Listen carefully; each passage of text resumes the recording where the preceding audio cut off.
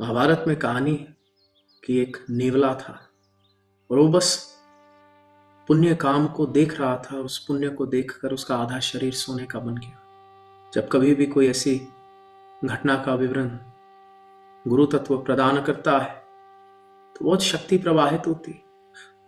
उस शक्ति, उस कृपा का एक अंश तुम्हें भी मिलता है। साथ ही साथ क्या पता कुछ सीखने को मिल जाए।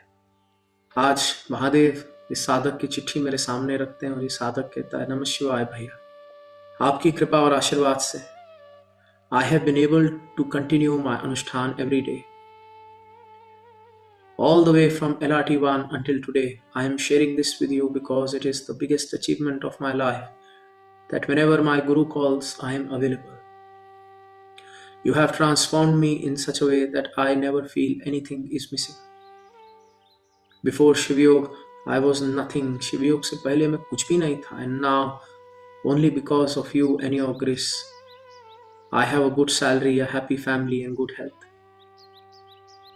In my immediate family, we have reached a state where illness and sickness no longer occupy our mind. It feels as if we naturally ignore them because we are protected by your grace. मेरे साथ और मेरे परिवार में अब हम एक ऐसी अवस्था में पहुंच गए हैं जहां पे दुख और बीमारी अब कभी भी हमें हाथ नहीं लगा सकती, मानो शिव स्वयं हमारी रक्षा कर रहे हैं. All these things are Maya, and I am happy that we simply enjoy and observe them. They are not very important to us because they provide happiness only for a short period. The second biggest achievement of my life is that the Mahasiddha has arranged my life in such a way that my sadhana is always aligned with my lifestyle. मैं आपको समझाने की कोशिश करता हूं कि मुझे क्या प्राप्त हुआ. मैंने महासिद्ध से प्रार्थना की कि मेरे काम को कुछ इस प्रकार से रखना that the timing and work when I do, I can do as much sadhana as possible. My work and responsibilities are important and I do not want to neglect them, but I cannot ignore the agenda of my soul either. I do not know how it will happen, but please make it possible. The very next day, Mahasiddha performed a miracle. I was moved to a different project and my client is based in the United States. My office timing became 12 to 9. Now I have plenty of time before noon, and since I work from home, I do not even need to travel. This is my current schedule. Although I was already doing many of these practices, my new office has made everything so much smoother. I was already doing my daily YOI, my Shri Vidya Sadhana, but I wanted to give more. मैं और करना चाहता था. मेरे गुरु ईशान शिवानंद ने मुझे कहा, identify your limits and break them. I have always followed this principle. I constantly observe how much time I am giving and then challenge myself to do better the next day. I know I cannot give anything to you because I have nothing of my own to offer. I am merely the dust of your feet. What can I possibly give when my very existence is because of you? I possess nothing that is truly mine. I am always a beggar at your door. While following my new schedule over the last month, I examined my daily routine and identified the extra time that was being wasted on mobile phones and other unnecessary activities. मैं सुबह 4 बजे रोज उठता हूँ. पहले मैं 4:30 बजे तक सोता था. So I decided to use the time for sadhana. अब 4 से 4:30 तक मैं बहुत जोर से वाई करता हूँ. Last Sadhana of stage 3. 4:30 के बाद जब मैं बिल्कुल जागृत हूं, I do my प्राण शरीर. Immediately after that, I perform the Manomay Kosh. Together, I aim to dedicate around 1.5 hours to these practices. उसके बाद मैं नहाता हूं और श्री विद्या करता हूं अनुष्ठान से पहले. लगभग शाम के 3 बजे मैं फिर स्टेज 3 प्राण शरीर वायुवाई करता हूं और शाम को मैं इवनिंग साधना करता हूं वायुवाई की, और रात को मैं ऐप से कुछ भी उठाकर कर लेता हूं स्वादानुसार. ये सारी मेरी फिक्स साधनाएं हैं. बाकी के समय पे whenever I get free moments from work, I use them for my spiritual practices as well. क्योंकि मैं घर से काम करता हूं, आपकी कृपा से मेरी एफिशिएंसी कोडिंग में बहुत ज्यादा बढ़ गई है। आजकल मैं पहले से कई गुना तेज अपने काम को खत्म कर पा रहा हूं। और जब कभी भी मुझे फ्री टाइम मिलता है, मैं शिव योग की ऐप को खोलता हूं, कोई एक साधना उठाता हूं और फिर शिव की मौज में लीन हो जाता हूं। Here I am not focusing on my achievements related to wealth, health, or other worldly aspects, but by your grace, all those are already of the highest quality. My real achievement is how much I can work upon myself, how deeply I can go, how far I can progress. In truth, ये मेहनत मेरी अकेले की नहीं है। मेरी मेहनत से ज्यादा ये मेरे गुरु की मेहनत है। मेरे जीवन में जो कुछ भी मुझे इतनी आसानी से मिल गया, ये सब कुछ गुरु कृपा है। I deeply respect the effort my Guru gives because I know how hard he must have worked to reach this state today. He gives everything to us freely and effortlessly. Therefore, as a mark of respect for my Guru, I simply want to do my best. I do not know what else I can do.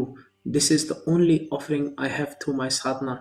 I wish to honor your grace, your blessings, and this sacred path of Shiv Yoga. I know that one day you will be proud of me. I do not know what else to say or how to express myself.